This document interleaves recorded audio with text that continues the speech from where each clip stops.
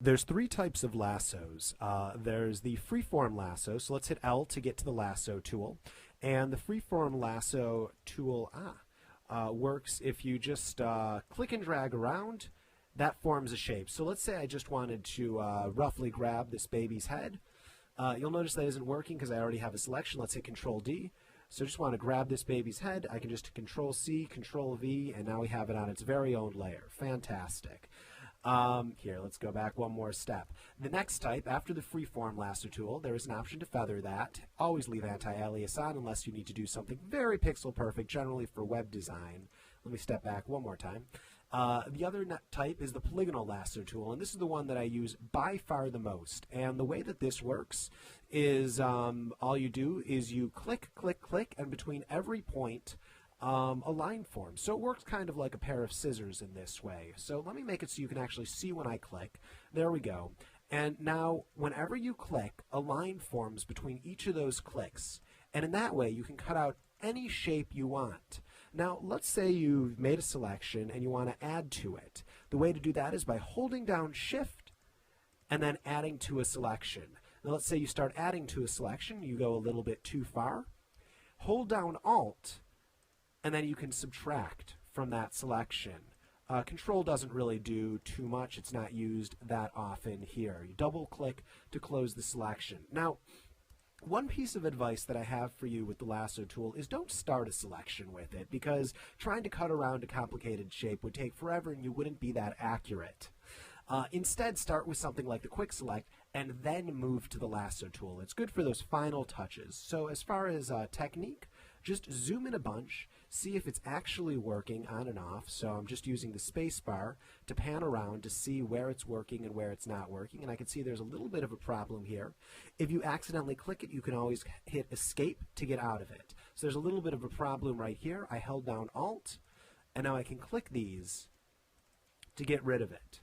Now let's say you are starting with a brand new selection. Something I suggest is, instead of starting on the edge, most people will start on the edge. See how that's the very edge of it? Instead of starting on the edge, where if you double click and make a mistake, you get some shape like this forming. Or here, let's Shift select and keep adding to this selection right here. So here we go. I accidentally double click and I get a shape that I don't want. Instead of starting on the edge, start in the middle. And that way, if you double click, you're left with a shape like this, which is a lot more of what you want, and then you can always hold Shift and keep adding to the selection. Now let's say you're going around selecting, you accidentally do one point that isn't exactly where you want it. If you hit Delete multiple times, delete, delete, delete, you can actually take a few steps back. So if I'm doing this and I see it's a little bit off, delete, delete. So that is the polygonal lasso tool.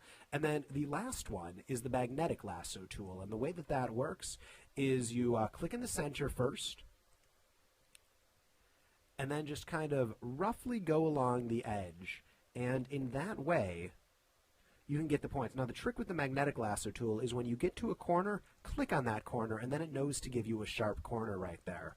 There's a couple of options in the magnetic lasso tool. Like all the other selection tools, you can hold Shift to add to the selection, Alt to subtract from the selection, Escape to cancel, double click to agree with it.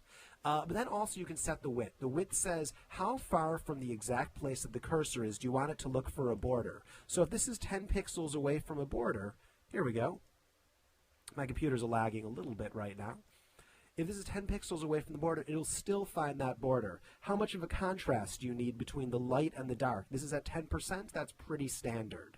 And then frequency, how often do you want it to set it to a point? And when I say set to a point, that's just saying how many pixels do you want between every actual point that's set. You can always set a point manually by double clicking while using the magnetic lasso tool. One other thing that you can do with the magnetic lasso tool is, if you're already using it and you hold down if you hold down Alt, it will actually turn into the polygonal lasso tool automatically, temporarily. And then if you let go of Alt, it'll turn back into the magnetic lasso tool again. So that's a way to switch between those two tools, using them simultaneously. If you do have a tablet, you can affect the sensitivity of how large of a width it looks for the edge right there. So those are the 3 lasso tools. And remember, these are the polygonal and magnetic lasso tool are mostly used to do changes after you've already used the quick selection tool or the wand tool, and the lasso tool is generally used just for rough areas. To deselect, hit Control D. And that's the lasso tools. For the full 4-hour Photoshop crash course, click on the link below. And to get more of the tools, just click on this link inside of the video itself. Thanks for joining me.